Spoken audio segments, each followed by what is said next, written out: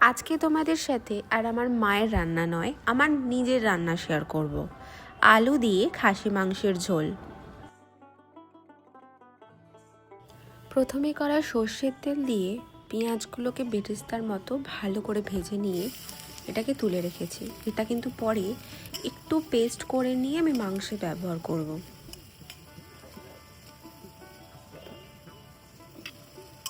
আমি প্রথমেই তোমাদের কাছে ক্ষমা প্রার্থী।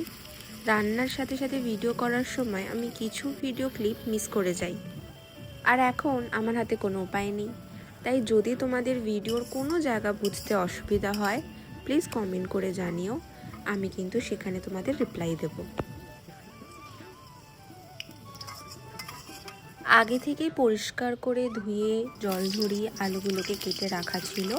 এবার আলুগুলোকে ভাজার পালা।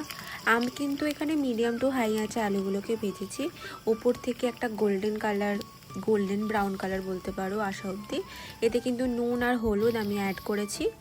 আলুগুলোকে কিন্তু খুব একটা সিদ্ধ করিনি ভাজার সময়, কারণ মাটন তো এমনিতেই প্রেসার কুকারে আলুগুলো দিলে ওটা আরামসে ভালোভাবে সিদ্ধ হয়ে যাবে।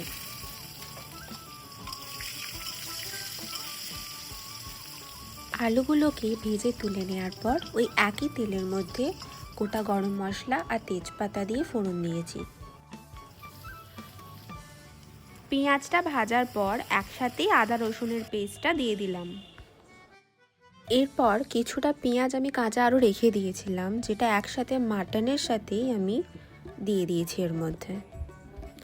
মাটনটা কিন্তু আগেই জল ধরিয়ে শুধু ভিনিগার দিয়ে রাখা ছিল, ওর মধ্যে কিছু আমি এক্সট্রা অ্যাড করিনি। এরপর এর মধ্যে কুচো ধনে পাতা আর দুটো কাঁচা লঙ্কা দিয়ে দিয়েছি। এবার হচ্ছে আমাদের মোস্ট ডিফিকাল্ট কাজ, মাটনকে কষানো। কষাতে কষাতে হাত ব্যথা হয়ে যাবে, কিন্তু মাটন কষানো শেষ হবে না। যত বেশি ভালো তোমরা মাটন এখানে কষাবে, ততই খাবারটা টেস্টি হবে। মাঝখানে কিন্তু আমি যে পেস্টটা দিয়েছি ওটা শুধুমাত্র শুকনো লঙ্কা পেস্ট। এখানে কাশ্মীরি রেড চিলি আর নর্মাল শুকনো লঙ্কা যেটা হয়, ঝাল শুকনো লঙ্কা, সেই দুটো দানা বাদ দিয়ে আমি গরম জলে ভিজিয়ে রেখেছিলাম, দিয়ে সেটাকে পেস্ট করে নিয়েছি। এটাই মেনলি আমার মাংসের রং করবে। আগে থেকেই যে বেরেস্তাটা করে রেখেছিলাম সেটাই থেতো করে এবার অ্যাড করে দিলাম।